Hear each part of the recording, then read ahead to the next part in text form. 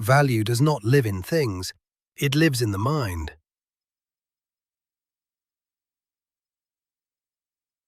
Welcome to another scene from the book, The History of Economics in 25 Scenes. Today I'll tell you about the Marginal Revolution and how economics quietly changed its idea of what value is.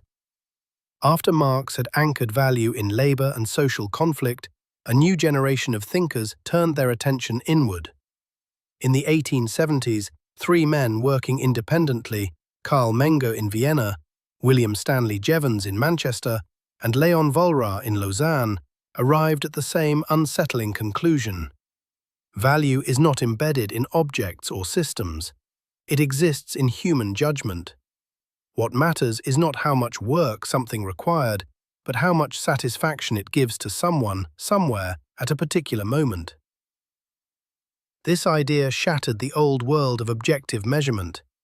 Economics stopped focusing on production and power and began to focus on choice and perception. Every decision, to buy, to sell, to save, became an expression of preference rather than necessity. The economy was no longer a battlefield of classes, but a web of individual judgments seeking balance. In this shift, the factory gives way to the mind. Utility replaces labor. Mathematics replaces morality. The marginalists do not argue about justice or exploitation. They build models of precision and harmony. The marginal revolution is quiet but decisive.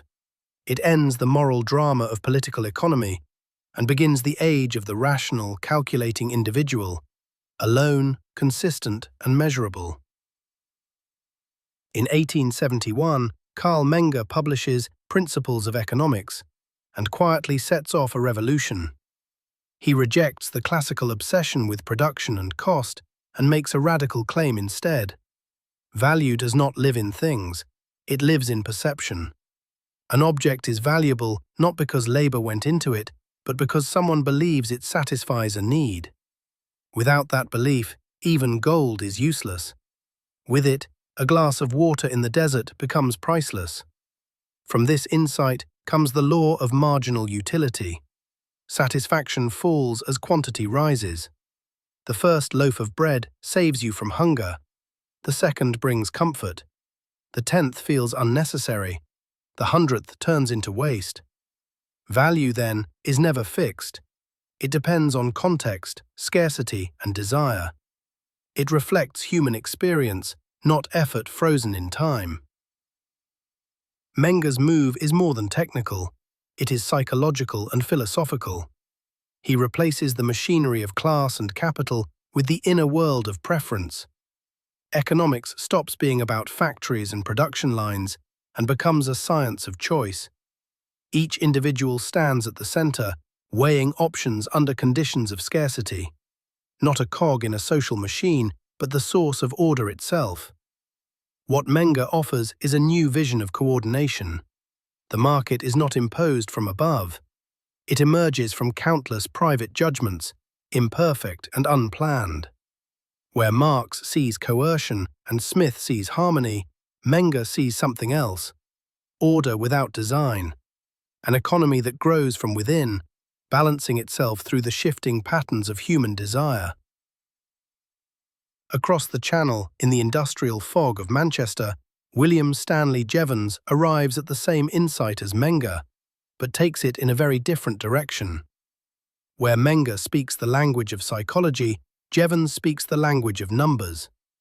In 1871, in The Theory of Political Economy, he declares that value can be expressed as intensity of pleasure. Desire becomes a variable. Satisfaction becomes a function. What had once belonged to moral reflection and inner experience now enters algebra.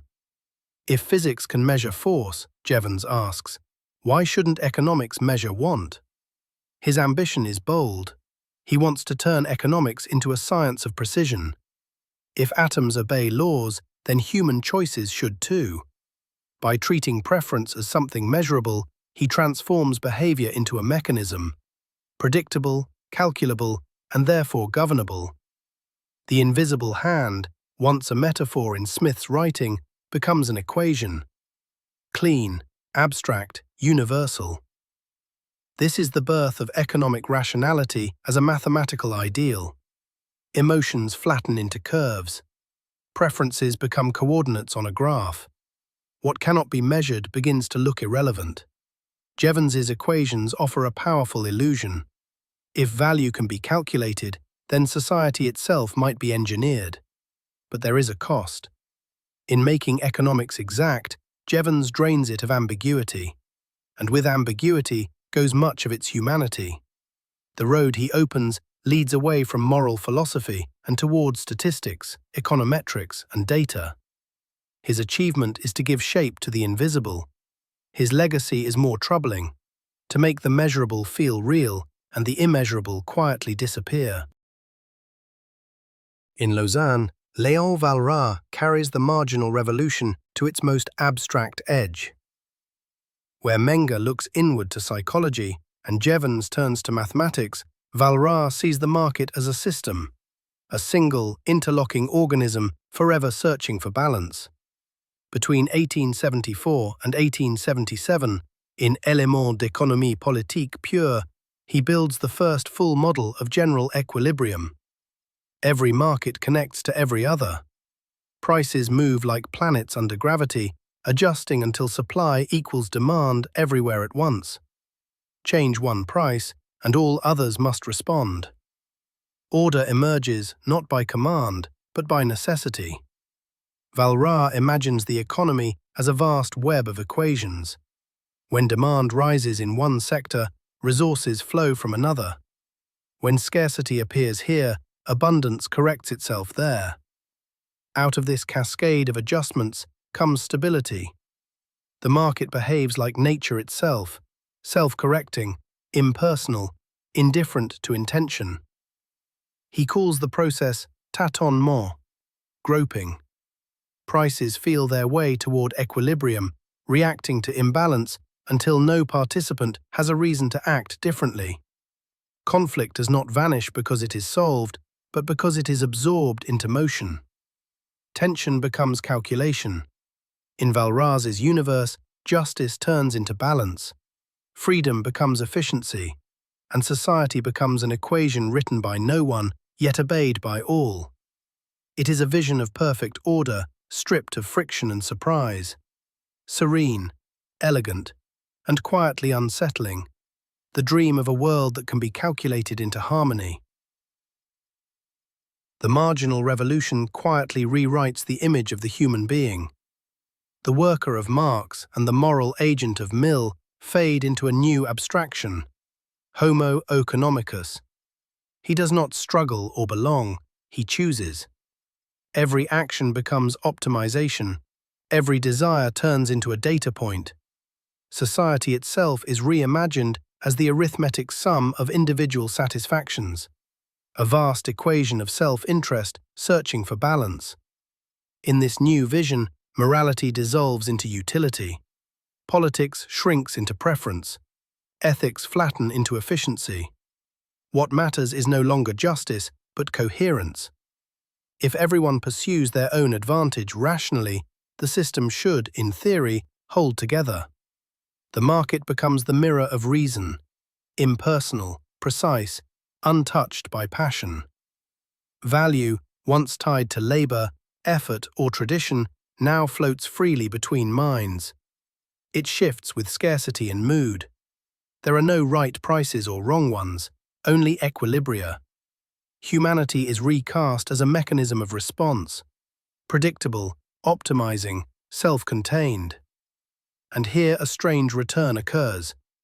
The fetishism Marx exposed comes back in a new form. Not the fetish of commodities, but the fetish of equilibrium.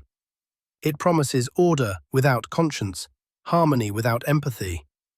The economy, cleansed of moral noise, appears perfect. But the cost is high.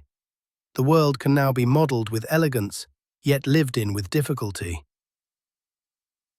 From the combined work of Menger, Jevons and Walras, a new orthodoxy slowly takes shape. Neoclassical economics. A framework that still governs how the modern world thinks about markets. Its foundations are deceptively simple. First, the rational individual as the basic unit of analysis. Second, marginal utility as the source of value. Third, market equilibrium as the ideal state. And finally, mathematics as the language of truth. Together, they promise what earlier centuries once sought in theology: a universal order, coherent, self-contained, and elegant. In this vision, the market becomes the great reconciler. Political conflict, moral disagreement, social tension, all appear as surface noise. Beneath them, the equations assure harmony. Every price, every wage, every transaction can be explained as part of a vast, interlocking balance. Imperfection exists, but only temporarily. Reason, in the end, always restores order. Neoclassical economics replaces divine providence with mathematical certainty. Its moral rule is efficiency. Its heaven is equilibrium. By assuming rationality, it quietly makes irrationality disappear. By reducing behavior to optimization, it redefines freedom as choice within constraints, not liberation from them. It becomes, in effect, a secular theology of reason. Salvation comes not through virtue or justice, but through calculation. The market stands as the altar. The equation becomes scripture, and the economist takes the role once held by the priest. Outside the model, the world remains unequal, unstable, and fragile. Inside it, everything is perfect. The Marginal Revolution completes one of the most elegant displacements in intellectual history.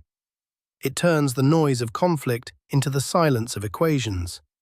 Questions that once tormented moral philosophers, justice, labor, inequality, are translated into curves and functions where they stop hurting. Humanity, once the central character of economics, becomes a variable, measurable, predictable, replaceable. The market, once a theatre of struggle, is recast as a mechanism of balance. Prices move like tides. Crises become anomalies. Misery fades into statistical noise. The drama of history dissolves into equilibrium. Clarity triumphs over conscience. For the first time, economics appears complete, a science without tragedy, a system without guilt. It gains the precision of physics, but loses the empathy of ethics. The invisible hand no longer guides, it calculates. Everything works, as long as people remain abstract, rational, identical, faithful to logic. But the more vividly they live, the less the system recognizes them. Fear, hope, loyalty, desperation, these resist optimization. The marginalists do not prove that the world is rational. They imagine a world where it finally could be. And in doing so, they give modernity its most powerful illusion: that harmony can be achieved by removing the human, and that morality, once translated into mathematics, no longer needs to be felt. Here is the thought that closes this scene. When morality is replaced by mathematics, clarity increases, but meaning quietly slips away. The Marginal Revolution gives economics elegance, precision, and confidence. It also leaves behind a question it refuses to answer. If value lives only in preference and order only in equilibrium, who is responsible when the system works perfectly and people do not? That is the provocation. If a model explains everything except suffering, is it describing the world or escaping it? Join me in the next scene, where certainty begins to fracture again, where equilibrium meets instability and the rational individual collides with fear, panic, and crisis. We are heading toward the 20th century's great reckoning, when the market discovers that psychology, uncertainty, and time refuse to stay inside equations.